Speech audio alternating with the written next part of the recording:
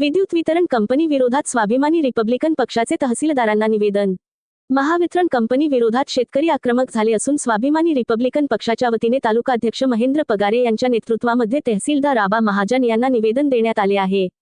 महावितरणच्या वतीने शेतीसाठी वेळापत्रक चुकीच्या पद्धतीने तयार केले असून शेतकऱ्यांसाठी दिवसा विद्युत पुरवठा करावा, रात्रीच्या वेळी पुरवठा देऊन शेतकऱ्यांचे शोषण करू नये असे या निवेदनात म्हटले आहे। याप्रसंगी कार्यकर्ते व पदाधिकारी उपस्थित होते। प्रतिनिधी सचिन वखारे, येवला।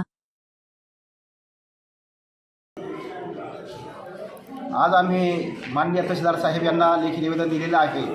तमाम येवल्यातील शेतकऱ्यांची प्रामुख्याने अनेक दिवसापासून मागणी होती की जी रात्रीची जी लाईट सोडली जाते कृषी पंपासाठी ती अतिशय चुकीची आहे। लाईटचे 3 हप्ते करून दिले गेले।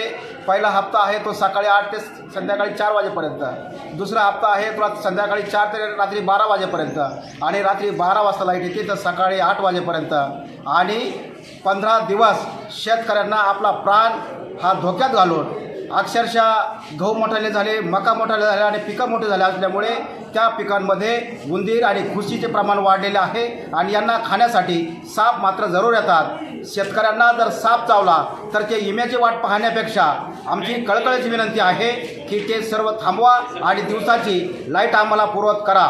जर कदाचित आमच्या ह्या मागणीची दखल आज आम्ही स्वाभिमानी रिपब्लिकन पक्षाच्या वतीने माननीय तहसीलदार साहेबांना लेखी निवेदन दिलेलं आहे आणि त्यात स्पष्ट म्हटलं आहे, जर कदाचित आमच्या निवेदनाची दखल घेतली नाही तर 19 तारखेला छत्रपती शिवाजी महाराजांना आम्ही विनम्रपणे अभिवादन करून 19 तारखेला येवल्यातल्या प्रमुख ठिकाणी तीव्र असं आंदोलन छेडू। छत्रपती शिवाजी महाराज म्हटले होते, माझा शेतकरी जगला पाहिजे, माझ्या शेतकऱ्याच्या भाजीच्या देठालाही हात लावला तर त्याचे हात आम्ही कलम करू। परंतु एकीकडे शेतकरी महावितरण कंपनी संपवायला निघालेली आहे आणि म्हणून त्या अनुषंगात आम्ही आंदोलन छेडणार आहोत।